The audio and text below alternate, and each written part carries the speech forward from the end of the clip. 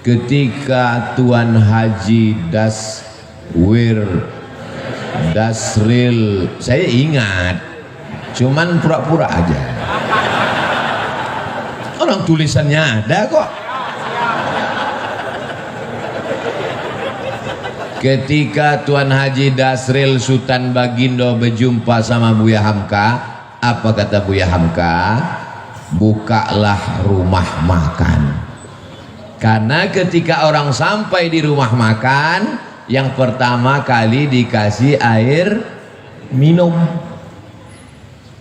Rumah makan Haji Dasril, orang kalau pertama dikasih air minum, bukan macam rumah makan tempat lain, macam gurun Sahara leher tak dikasih air minum. Kasih air minum. Orang kalau dikasih air minum pasti dia menyebut nama Allah, Bismillah. Setelah kasih air minum, kasih dia makan. Setelah dia makan, pasti dia ucapkan Alhamdulillah, mengalir pahalanya. Hidup simple, rezeki datang dari Allah. Lapangkan leher orang, penuhkan lambung orang, dia bayar Alhamdulillah, tak dibayar na'udzubillah. Insya Allah rezeki melimpah ruah. Akhirnya dibukalah ini, muncullah begadang 5. Boleh tak begadang? Boleh kalau ada artinya. Begadang boleh saja kalau ada artinya, kata Bang Roma. Yang nggak percaya terlalu. Banyak orang silap, orang salah, disangkanya rezeki itu punya dia, padahal rezeki itu punya Allah. Carilah dengan bismillah, tutuplah dengan alhamdulillah, maka rezeki melimpah ruah. Haji Dasril Sultan Bagindo contohnya. Mau percaya alhamdulillah, nggak percaya bukti sudah ada. Saudara yang dimuliakan Allah SWT, orang dulu cari rezeki itu simple, mudah. Bangun pagi, sholat subuh, ke surau, ke masjid, ke langgar, ke musola, pulang ke rumah, sarapan, pergi ke kebun. Habis itu ngelihat sawah, ngelihat kebun, kemudian sholat zuhur berjamaah. Habis itu menjelang asar pulang ke rumah. Tetap bisa dengan kumpul keluarga, tetangga, sahabat, jiran, kawan. Malamnya bisa wirid yasin, sorenya bisa datang, ada acara tahlilan bisa kumpul, silaturahim tersambung, meninggalnya husnul khotimah. Orang sekarang berangkat sebelum ayam berkokok. Ayam belum bangun, dia udah bangun. Pulangnya ayam sudah tidur, dia baru pulang. Tidak pernah jumpa tetangga, tidak pernah jumpa anak, tidak pernah jumpa kawan, tidak pernah silaturahim, semuanya online. Tapi penyakitnya offline. Pergi pagi, pulang petang, peras keringat, banting tulang, tunggang langgang, luntang lantung, sholat tinggal, puasa tinggal, silaturahim tidak, rezeki tak dapat, penyakit datang. Itu kan yang terjadi pada masyarakat sekarang. Ke masjid tak pernah, yang dicari rezeki, bolak-balik kemana-mana cari duit. Setelah duit dapat, bulat-bulat diserahkan ke dokter spesialis. Dapat duit 1 koper, dimakan tak bisa. Mau makan nasi diabetes, mau makan gulai kambing kolesterol. Apalagi sempat menikmati hidup? Tak sempat. Orang dulu hidup sederhana, rezeki luar biasa, barokah mengalir sampai mati, sempat pula membangun surau dan musola. Hari ini kita sedang belajar bagaimana mau maknai hidup. Berangkat pagi, kena macetnya 2 jam, pulang sore macetnya 3 jam, sampai di rumah sudah teler, sholat tinggal, puasa diqadha di hari tua sudah kena mah akut, usus dipotong. Apalagi nikmat hidup, tinggal sakaratul maut, mati. Tapi begitu hidup mengurut aturan ulama, bukalah rumah makan, kasih orang minum, kasih orang makan, rezeki melimpah ruah. Tapi kalau ada hutang 555 perak, yang 5 perak mesti dibayar. Pesan Buya Hamka, 555 perak utang engkau kepada non muslim, yang 5 perak mesti kau bayar. Kenapa? Karena kalau tak kau bayar, kau akan cari dia di akhirat. Kemana kau mau mencari dia? Itu dipegang oleh Haji Dasril Sultan Bagindo sampai umur 79 tahun. Amanah, jujur, kata orang sekarang, berintegrasi, berintegritas, berjujur, amanah. 5 perak guys, 5 perak, 555 perak. Adik-adik sekarang yang muda-muda masih sempat nengok duit limper? Nggak pernah. Yang senyum berarti udah tua. Saya masih sempat beli bonbon limper 5 perak, gambar burung. Duitnya itu tidak terlalu terang. Kalau duit 100 terang dia. Duit 5 perak, 5 perak kata Buya Hamka, kalau kau curang, maka nanti kau akan membawa kecurangan itu pada hari kiamat. Itu dipegang Haji Dasril sampai hari ini. Ustadz kok tahu? Saya kan sebelum ceramah saya cari bahan duluan. Saya ngobrol-ngobrol terus ya. Maka saya kalau ketemu sama orang, banyak orang kalau ngobrol sama saya, Ustadz ternyata kalau di luar mimbar Ustadz pendiam ya. Ngapain saya ngobrol? Saya ngomongnya di pas ceramah aja. Pas nggak ceramah masa saya ceramah juga? Kalau ada orang ngomong saya dengar. Oh, perjalanan hidup yang luar biasa. Oleh sebab itu maka buah dari yang kita lihat sekarang ini adalah buah dari kejujuran. 5 perak mesti kau balikkan. Ini kadang kita dikasih orang belanja, nih 100.000, beli nasi bungkus 1 harga 15.000, 85.000 halal.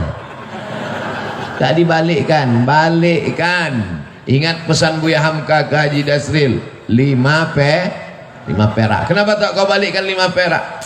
Alah sikit aja kok. Gara-gara 5 perak itulah kita masuk neraka jahanam. Malunya. Kenapa dia masuk neraka? Korupsi 5 miliar. Bangga kan? Kenapa masuk neraka? Karena menggelapkan APBN. Keren kan? Kenapa masuk neraka? Karena 5 perak. Nerakanya sama pula tuh. Bukan neraka 5 miliar sama 5 perak lain. Yang 5 perak nerakanya 25 derajat Celcius. Mendidih juga otak kepalamu. Diletakkan batu kerikil di tapak kaki, mendidih otak. Yablugh ka'baihi, sampai ke mata kaki. Yaghli biha dimaghuhu, mendidih otak di kepala. Allahumma ajirna minan nar, Allahumma ajirna minan nar, Allahumma ajirna minan nar. Dosa kepada Allah bisa ditebus dengan istighfar, tapi dosa hutang kepada manusia bisa? Gak bisa. Pergi kau ke Makkah nanti setelah habis Covid, menangis di pintu Ka'bah, maafkan ya Allah, 5 perak. Habis tisu setengah kotak, bisa lunas yang 5 perak. Maka aku sampaikan pada jamaah, bayarlah hutang pada tempatnya. Ustaz nyindir nih? Enggak, saya cuma ngasih tahu supaya jangan sampai kita mati su'ul khatimah. Orang yang doanya tidak dikabulkan Allah, tak diterima Allah. Mengapa doanya tak dikabulkan Allah? Mata'amuhu haram, makan haram. Masrabuhu haram, minumannya haram. Malbasuhu haram, pakaiannya haram. Kenapa? Gara-gara memakan duit orang. Ajarkan anak-anak kita jujur. Ajarkan anak-anak kita berkarakter. Jangan sampai dia makan. Kenapa? Apa masalah? Orang itu kesilau di luar. Itu tak masuk surga kan? Tembakan ke orang itu jendela.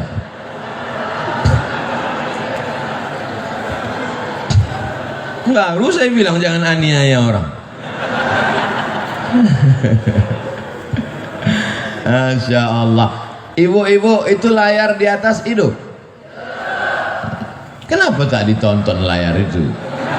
Ada layar dua tak ditonton orang. Itu panitia tidak mau zolim, makanya dipasang layar. Di luar pakai ada layar mereka. Itu juga mereka sangat takut matahari terbit, karena kalau matahari terbit gambar itu hilang. Layar itu kan adanya kalau gelap kan, macam nonton layar tancap mereka tuh di sana. Tapi insya Allah walaupun mereka di luar, mungkin mereka lebih dulu masuk surga dari kita.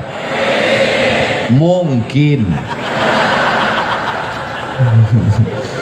Man kharaja fi talabil ilmi, siapa yang keluar rumah untuk menuntut ilmu, fahuwa fi sabilillah, maka dia sama dengan orang berjihad fi sabilillah. Pelajaran yang kedua, apapun profesi kita, carilah profesi yang melapangkan kesulitan orang lain, yang mengenyangkan perut orang, yang melapangkan tenggorokan orang, yang memudahkan urusan orang, maka dimudahkan pula urusan hidupmu insya Allah.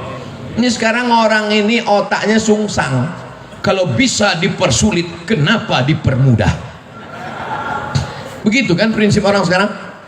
Dipersulit, dipersusah, diperpayah. Begitu orang minta, Pak bisa nggak dipermudah? Wani piro, bayar berapa? Dunia ini tak sampai setengah sayap nyamuk. Kau tangkap nyamuk, ambil sayapnya sebelah. Itulah dunia. Itulah yang kau kejar dengan cara haram. Bantai saja, hantam kromo, sikut kiri, sikut kanan.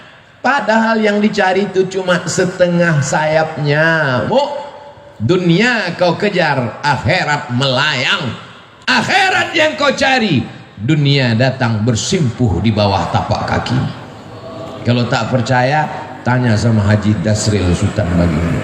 Cemana dunia ini bisa datang ke tapak kakinya? Kejujuran, jangan makan duit orang walaupun 5 perak. 5 perak tak ada lagi Pak Ustaz, terserahlah, payah kali ceramah sekarang. Siap kita didik anak-anak kita jujur. Saya dulu kalau pulang bawa mobil-mobilan main-main, ditanya, dapat di mana tadi? Di jalan mak. Punya siapa? Tak tahu entah punya siapa. Balikkan di mana tempat kau dapat tadi. Kalau tak balik jangan pulang ke rumah.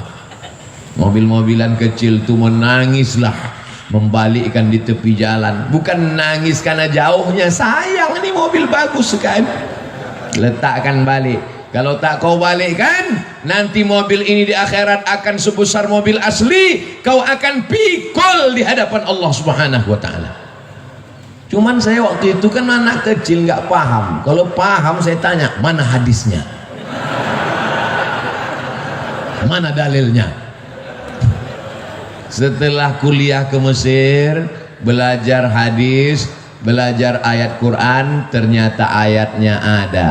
Wa may yaghlul ya'ti bima ghalla yaumal qiyamah. Siapa yang curang, dia akan membawa kecurangannya hari kiamat.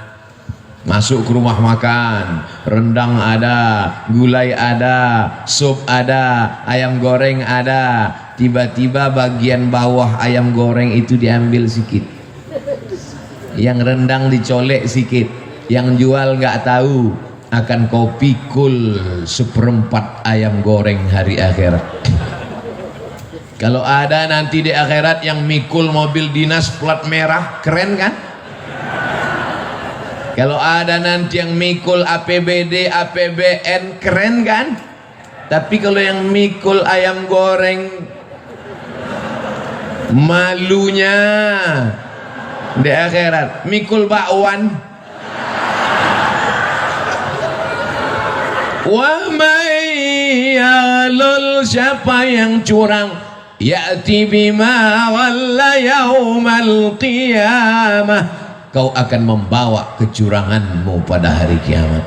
Dosamu kepada Allah, salat sunat taubat 2 rakaat, beristighfar, selesai. Tapi dosa kepada manusia bisa.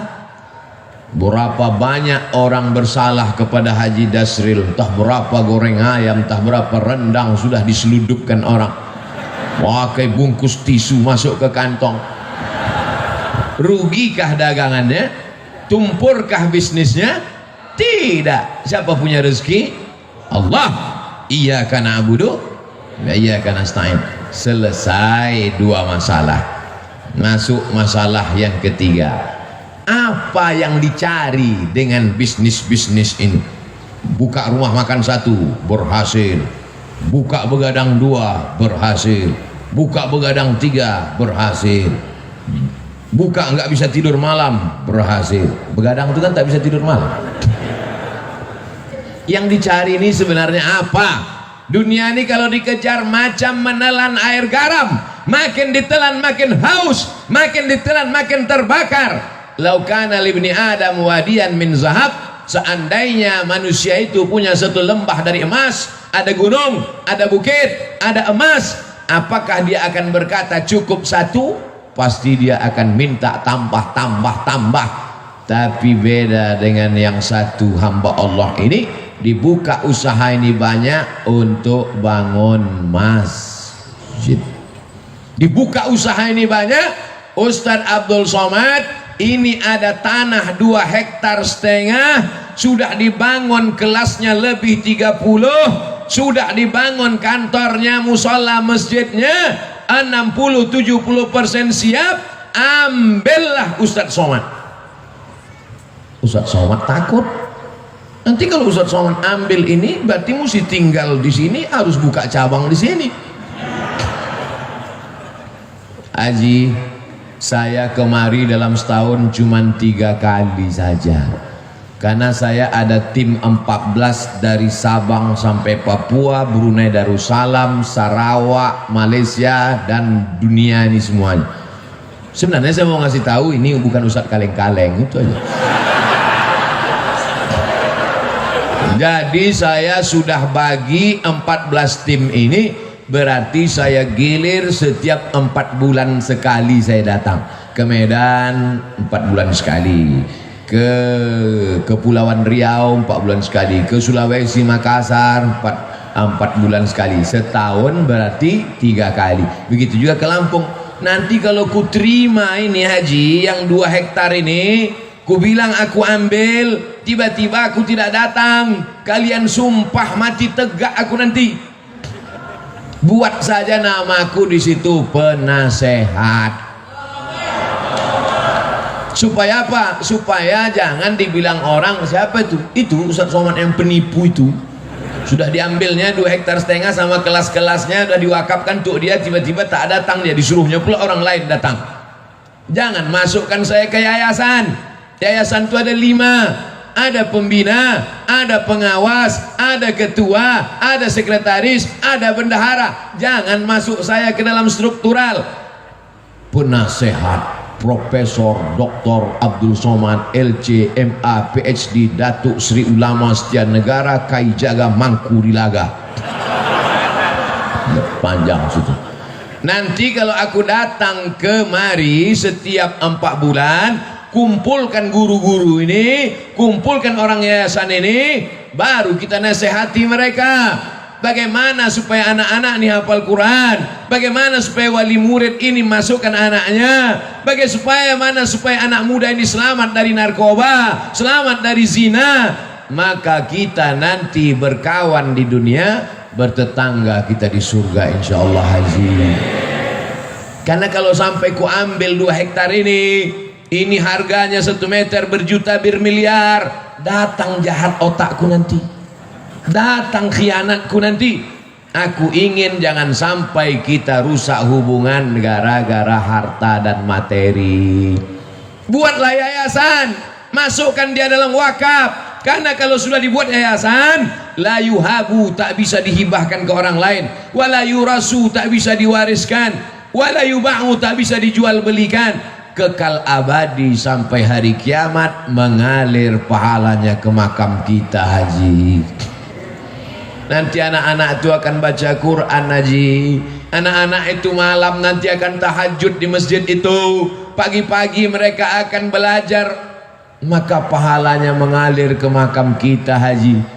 Itulah yang mau kita cari di dunia ini. Lapang makamku, terang kuburku, lapang pula makammu. Adapun makam jamaah ini kita belum tahu. Kalau makam kami dah selesai, makam jamaah uruslah masing-masing. Masa kami juga yang ngurus makam? Jadi banyak orang sekarang yang dipersiapkannya rumah menjelang pensiun. Alhamdulillah Pak Ustadz, saya pensiun 2 bulan lagi, tapi 100 pintu kos-kosan sudah siap. Mohon Ustadz nanti tanda tangan prasastinya ya. Padahal niatnya dalam hati mau manas-manasi saya aja. Disangkanya saya tergoda. Wih, saya tidak tergoda dengan itu, karena belum tentu kita sampai pensiun malaikat maut datang. Tapi ketika yang dibangun masjid, yang diwakafkan pesantren tahfiz Quran, itulah yang membuat saya cemburu luar biasa. La hasada illa fisnataini, tak boleh cemburu hasad kecuali pada 2 perkara. Yang pertama, rajulun atahullahu malan, ada orang yang dikasih Allah harta, dipakainya harta itu pagi, siang dan malam untuk menolong agama Allah. Itulah yang mesti kita cemburu. Adapun orang yang jadi pejabat tinggi paling lama 2 periode, itu pun kalau tak datang KPK. Adapun orang kaya karena mengejar dunia, tak perlu kita cemburu, karena rumahnya tinggal, mobilnya tinggal. Tapi kalau orang bangun masjid, masjidnya tinggal, pahalanya mengalir. Ustadz Somad, itu ada orang kaya Pak Ustadz, kondominiumnya 100 lantai ke atas, 100 lantai pula ke bawah. Di lantai bawah tuh Pak Ustadz, air semua, macam tinggal di akuarium Pak Ustadz. Saya tidak terpukau, saya tak cemburu sedikit pun, karena yang 200 lantai itu kalau dia mati tinggal. Tapi kalau dia bangun 2 hektar dengan 30 sekian kelas, dengan surau langgar musola, dengan penghafal Quran, anak hafal Quran 1 hari ngulang hafalan 2 juz, 1 bulan hatam 2 kali, setahun hatam 24 kali, anak yatim diberikan gratis. Itulah yang kita cemburu, karena kita belum bisa melakukan itu. Betul? Tapi Abdul Somad dimuliakan, dibuat penasehat Abdul Somad, selesai, dapat saya amal jariahnya. Tapi belum tentu pasti juga lagi. Ini masih dalam tahap penjajakan.